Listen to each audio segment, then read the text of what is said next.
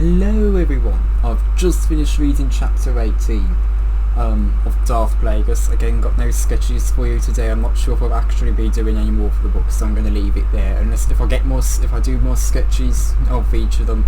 But I think it's getting quite old with me keeping telling you I haven't got any sketches. But anyway, just finished chapter 18 of Darth Plagueis, and this is the kind of chapter I've been wanting in this part of the book, in part 2 of the book. This is the kind of chapter where the words aren't overly the abundance of complex words is minimal, and it really does do the book wonders when it doesn't indulge itself in that. And it was really such a nice break from the suppressive to the suppressive feeling that chapter 17 gave. But anyway, we get to see that there is a big vote going on, a massive vote for whether some worlds in the Senate of like Felucia and Meccana should join the Republic.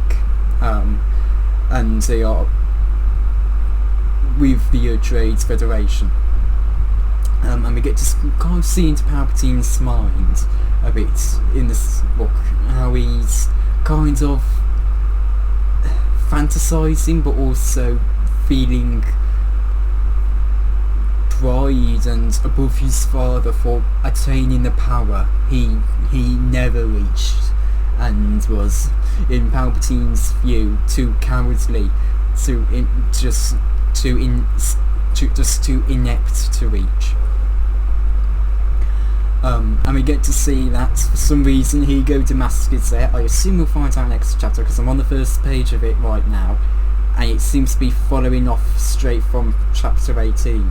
But anyway, come to the vote, and I think it goes against what I think you were expecting in the book, because they were talking about how they need to create chaos, disorder in the galaxy and dissatisfaction, and I was thinking Palpatine would vote to bring in those worlds, because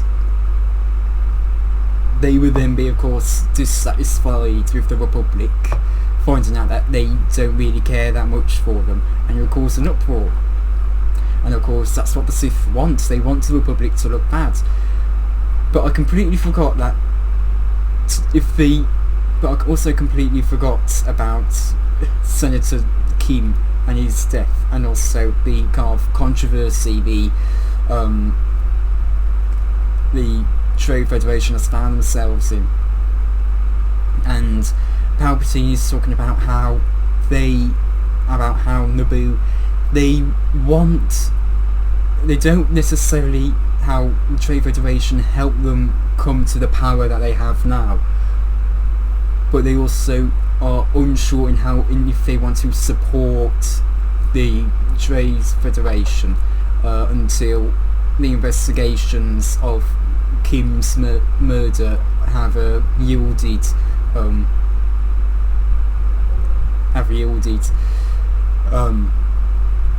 results, and whether the Trade Federation was responsible, because at the moment they are the most likely culprits, but it doesn't seem to be. But there is nothing to support that. I mean, and so Palpatine decides you're not going to vote. And also it's a smart move, because it's votes for them to be brought in, and then Palpatine makes enemies for those who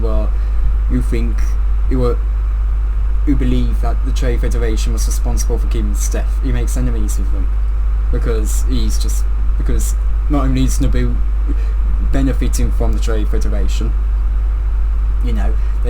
he's also they're also working with them.